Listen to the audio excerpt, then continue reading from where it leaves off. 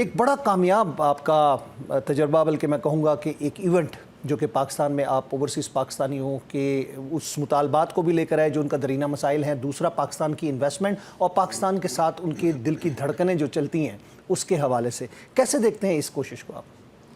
سر دیکھیں، سب سے پہلے تو بہت شکریہ آپ کا کہ آپ نے مجھے یہ اپرچونٹی، یہ موقع دیا ہے کہ میں آپ کے تھرو آپ کے ناظرین اور سامعین سے بات کر سکوں اور جو اوورسیز کا ایک نظریہ یا سوچ یا پرسپیکٹیو ہے وہ ان کے سامنے رکھ سکوں.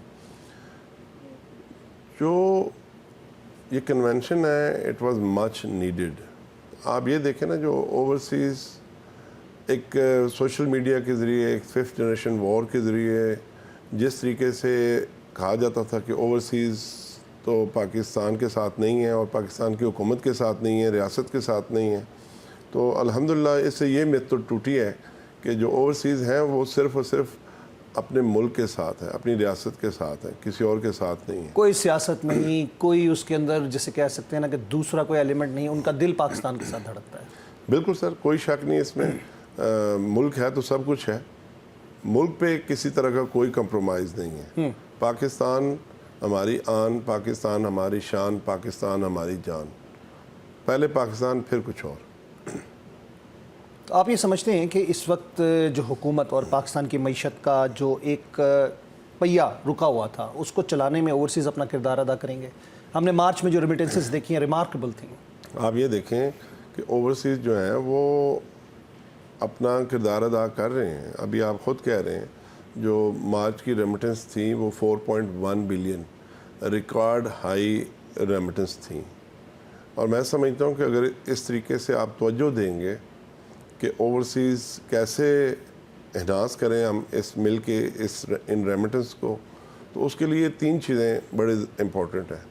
اوورسیز کا کانفیڈنس بحال کرنا، اپنی مین پاور کو اسکلڈ کرنا، اور پاکستان میں جو انسٹیٹیوشنز ہیں، جو کالجز ہیں، جو ٹریننگ سکولز ہیں، جو یونیورسٹیز ہیں، ان کی جو سرٹیفکیشن ہے اس کی انٹرنیشنل ایکسیپٹنس. فرض کیا ایک نرس نے یہاں سے کوالیفیکیشن حاصل کی مگر ویسٹ میں اس کوالیفیکیشن کو کوئی نہیں مانتا. تو ہمیں اس چیز پہ کام کرنے کی ضرورت ہے.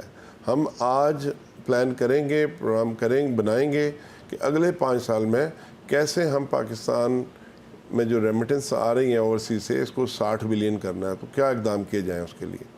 تو میں سمجھتا ہوں کہ یہ جو کنونشن ہے یہ بڑا خوش آئند ہے اور اس کو ہر سال انشاءاللہ ہوگا اور یہ ہونا چاہیے. اس لیے کہ جو اوورسیز کے ایشوز ہیں، مسائل ہیں، میں اکثر کہتا ہوں اس کے لیے بڑے اہم مسائل ہیں. جی، اس کے لیے پیسے نہیں چاہیے، توجہ چاہیے. اور بدلے میں ابھی ہم نے جو 14 پوائنٹ سامنے رکھے ہیں پرائم منسٹر صاحب کے، اس میں ایسے پوائنٹس بھی ہیں، آدھے پوائنٹس تو اوورسیز کے جو ایشوز ہیں ان سے ریلیٹڈ ہیں اور آدھے ایسے ہیں کہ ہم کیسے ریمیٹنس بڑھا سکتے ہیں پاکستان کی. تو یہ بنیادی چیز ہے، اس کو بیٹھ کے پوری توجہ سے دیکھنا ہوگا، سمجھنا ہوگا.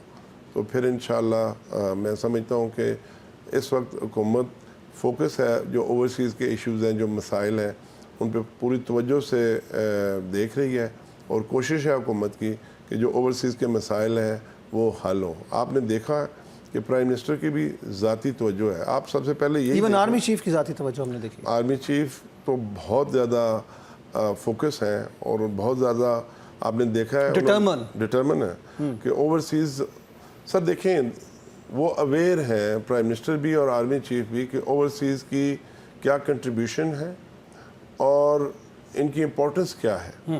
ان کی امپورٹنس آپ کو دیکھ سکتے ہیں کہ اس وقت گورنمنٹ آف پاکستان نے ان کو اسٹیٹ گیسٹ کا درجہ دیا. ایئرپورٹ پہ جو اسٹیٹ لانچ ہے وہ اوورسیز کے لیے کھلا. یہاں پر پرائم منسٹر نے بھی ان کے آنر میں، اعزاز میں عشائیہ دیا، بڑا پرتکلف قسم کا، بڑا پرتعیش قسم کا. اور لائک وائز آرمی چیف صاحب نے بھی ایک لنچ کا اہتمام کیا اوورسیز پاکستانیز کے لیے.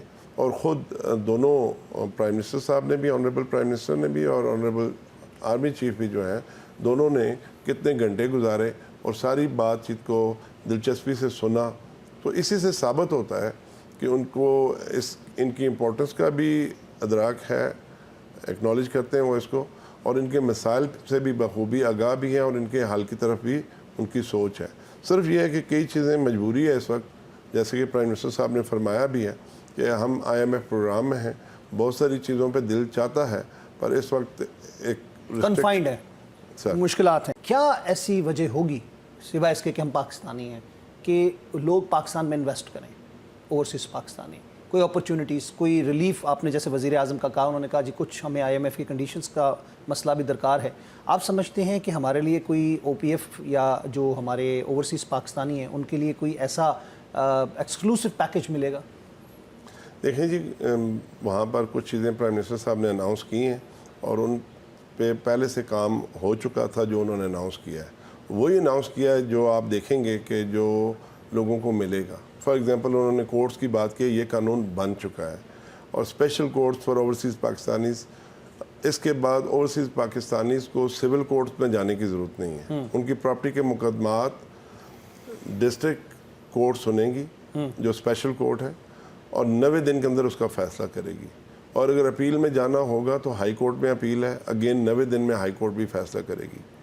اور اس میں بہت جو اچھی بات یہ ہے کہ اوورسیز کو پاکستان آنے کی ضرورت نہیں ہے، وہ اپنا استخاصہ بھی آن لائن رجسٹر کرا سکتے ہیں، اور جو پارٹیسپیشن ہے وہ اپنے ریسپیکٹیو کنٹری سے، اپنے نیئرسٹ کونسلیٹ سے یا ایمبیسی سے تھرو ویڈیو لنک اپنے کیس کو پرسو کرنے کے لیے اپنی اپیرنس دے سکتے ہیں. ٹھیک ہو گیا. اچھا، ایک چیز اور جو بہت اہم ہے، ہم نے یہ بھی سنا کیونکہ دوہری شہریت والا بڑا پاکستان میں مسئلہ بنا. آپ نے دیکھا کہ ماضی میں بہت ساروں کی ممبرس کی جو نیشنل اسمبلی یا MPAs تھے یا منسٹرز تھے، ان کی نیشنلٹی کی وجہ سے ان کی ممبرشپ کینسل ہو گئی، وزارتیں چلی گئیں.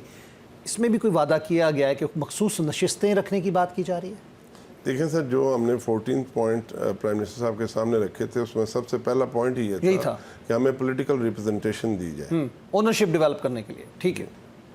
آپ یہ دیکھیں سر کہ صرف ہمارے جو مطالبات ہیں یا جو ہمارے ایشوز ہیں وہ کوئی خاص نہیں ہیں سر. وہ پیسے نہیں چاہیے، توجہ چاہیے ان کی. پر جہاں جیسے آرمی چیف صاحب نے بھی کہا کہ یہ برین ڈرین میں نہیں دیکھ رہا، برین گین دیکھ رہا ہوں. آپ یہ دیکھ لیں، میں آپ کو ایسی ہزاروں مثالیں دے سکتا ہوں کہ جو لوگ یہاں سے ان پڑھ گئے تھے، جنہوں نے وہاں پہ جا کے بس ڈرائیونگ کی ہے یا بس کنڈکٹری کی ہے یا مزدوری لیبر کا کام کیا ہے، اس وقت وہ ایک بزنس ٹائکون ہے وہاں پہ، اور واپس انہوں نے آ کے ہیویلی پاکستان میں انویسٹمنٹ کی ہے، اور ہزاروں لوگوں کو ایک ایک کمپنی نے یہاں پہ جابز اپرچونٹی دی ہیں. ٹھیک ہے سر. تو یہ برین گین ہے. میں سمجھتا ہوں کہ اگر آپ ان کو فیسیلیٹیٹ کریں گے، آپ ان کو انیبل انوائرمنٹ دیں گے، تو لوگ یہاں پہ انویسٹ کریں گے. اور چونکہ ہمارا ملک ہے، ہم یہاں اجنبی نہیں ہیں، ہم اس زبان کو سمجھتے ہیں، اس کلچر کو سمجھتے ہیں. تو میں سمجھتا ہوں کہ اگر اپرچونٹی ملے گی، آپ وہ انیبل انوائرمنٹ دیں گے، تو اوورسیز پاکستان انویسٹ کریں گے، اور اسی میں پاکستان کی ترقی اور خوشحالی ہے.